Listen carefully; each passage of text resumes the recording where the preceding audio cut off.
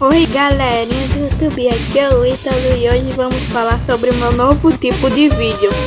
O vídeo em animação, tipo Mundo Torajo, esses daí. Então vamos falar sobre isso.